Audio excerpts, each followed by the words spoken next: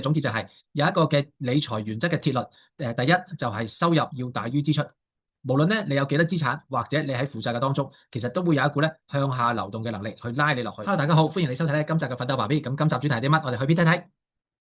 係啦，就係呢一個啦。理財究竟有咩基本功咧？原則一，收入要大於支出。咁呢個咧係我哋講緊理財嘅話題啦，亦都咧會涉及講夫妻關係啊、信念啊咁樣樣。咁而呢一次嘅分享咧，就會係由2025年嘅7月去到2028年嘅6月，咁一個3年計劃嚟嘅。咁啊，我哋咧就會梅花間竹嘅形式啦，今個月先講理財，下個月講夫妻，咁之後咧就講信念咁樣樣，係啦。咁啊，我哋而家係喺呢一個2025年7月講理財呢一集嘅。如果你覺得以下分享落嚟嘅嘢對有幫助咧，就俾個 like 我哋啦。咁樣並且咧係咧有嘢想同我哋交流就留言啦。咁啊，如果你覺得幫到身邊其他人咧，就分享出去，並且想收到爸爸會遇到嘅話題咧，就咧訂閱我哋嘅頻道啦。好啦，咁我哋今日講錢嚇，錢咧佢既係咧最兇惡嘅主人，但錢咧又係最忠心嘅僕人喎。咁究竟喺你嘅生命裏面，錢同你嘅關係係咩咧？邊個係主人咧？錢究竟係你嘅主人啦，定係你嘅僕人咧？呢個鐵律咧理財原則一，收入咧就要大過支出。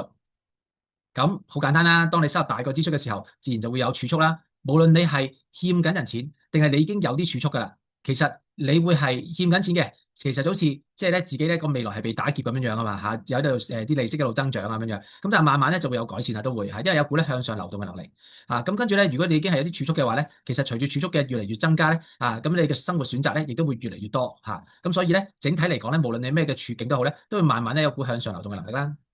好啦，相反啦，當支出係大於收入嘅時候咧，咁儲蓄咧就不斷下降咯喎。無論你有幾多錢都好咁樣咧，又或者你係欠緊債啦，其實啲資產咧都會慢慢減少或者負債會持續增加，就咧好比咧有資產就好似溫水煮蛙咁，總有一日呢個問題會出現嘅。又或者你已經負債嘅時候咧，其實你會覺得咧更加水深火熱，咁就有一股咧向下流動嘅能力啦。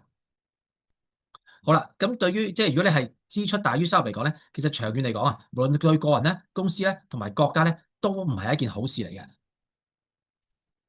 咁要點樣解決呢個問題咧？點樣能夠讓呢一個唔係向下流動嘅能力，係有重新向上流動嘅能力咧？咁一個好老土嘅方法，但係非常之有效嘅就係古語有云啦，開源同埋節流咯。咁先講節流啦生活上必須要使錢之前都有分享過咧，其實就係要做記錄啦，可能啲家計簿咁樣樣，亦都識分辨咧邊啲係必須要使嘅錢，同埋咧非必須要使嘅錢。咁當你搞清楚自己啲錢去咗邊啦，識得分辨需要必須嘅，同埋咧係非必須嘅時候咧，咁你要作出個取捨咁究竟有冇啲乜嘢嘅支出係能夠可以減少嘅咧？好啦，咁如果減無可減之後咧，咁點咧？咁就唯有就係開源啦要行出自己嘅舒適圈啦，去作一啲新嘅嘗試。最重要咧就要揾到最合適你自己嘅方法。咁詳情咧可以睇翻上年2024到2025年嘅嗰個嘅分享，主要係講咧點樣去增加收入嘅。咁大家咧喺嗰個奮鬥爸 B channel 咧嘅 playlist 嗰度咧就可以揾得翻噶啦。咁堅持到底啦，直到咧收入係大於支出。好，咁所以今日嘅總結就係有一個嘅理財原則嘅鐵律。第一就係收入要大於支出。好，咁就係咧，當你嘅支出大於收入嘅時候，咁你嘅儲蓄咧就會逐步減少。無論咧你有幾多資產，或者你喺負債嘅當中，其實都會有一股咧向下流動嘅能力去拉你落去，令到你咧好比溫水煮煮蛙嘅情況啦，又或者你令到咧你喺負債中咧更加水深火熱嘅。咁一個好老土但係有效嘅方法就係不外乎開源同埋節流啦。咁一路堅持，直到咧你收入係大於支出。只要你肯堅持到底，實有嘢睇嘅。好，咁如果你覺得呢條片對你有幫助嘅，請你俾個 like 啦。咁或者有想同我哋交流咧，就留言俾我哋。並且咧，你如果覺得係幫到其他人，就分享出去。想收到爸爸會遇到嘅話題咧，就咧持續嘅話咧，就去訂閱我哋頻道啦。好，謝謝大家，祝福你，拜拜。